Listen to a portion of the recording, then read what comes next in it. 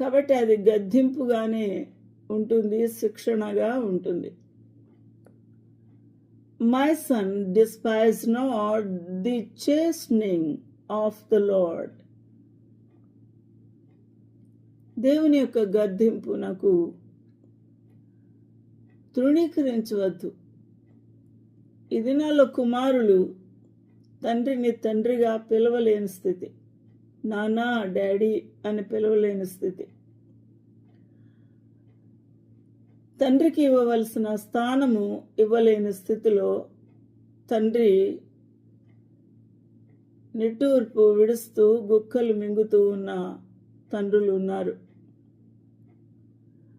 అది ఆ కుమారుని యొక్క గొప్ప విద్య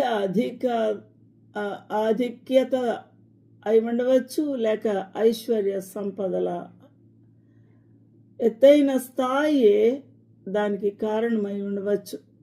అయినప్పటికీ ఆ యొక్క తండ్రికి ఇవ్వవలసిన గౌరవము, తండ్రికి ఇవ్వవలసిన ప్రేమ, అనురాగము, రెస్పాన్స్ ఎట్టి పరిస్థితుల్లో మేరకూడదు కుమారుడు. నా కుమారుడా, యెహోవా శిక్షను తృణీకరింపవద్దు. యెహోవా శిక్షించడానికి కారణమేమనగా ఆయన ఇచ్చిన ఆజ్ఞను పాటించకపోవడమే. దానిని లేక ఆ తండ్రిని విసర్జించుటే. దానికి ఆయన శిక్ష వేస్తూ ఉన్నాడు. ఆయన గద్దింపునకు విసుగవద్దు. కాబట్టి విసుగుదల ఎందుకు? నాతోనే మాట్లాడతావు, ఒకసారి చెప్పేవు కదా, అది సరిపోదా? నేను ఖచ్చితంగా ఆ మాటే పాటించాలా?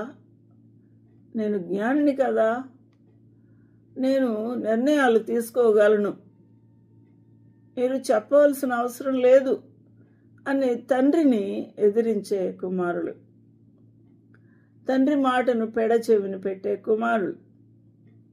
తండ్రి శిక్షిస్తే ఇది ఇంతే కదా, నేను ఇది చేయకపోతే, విధేయత చూపకపోతే ఆయన ఏమి చేయగలడు అనే తిరుగుబాటుతనమే ఈ దినాల్లో చూస్తూ ఉన్నాం.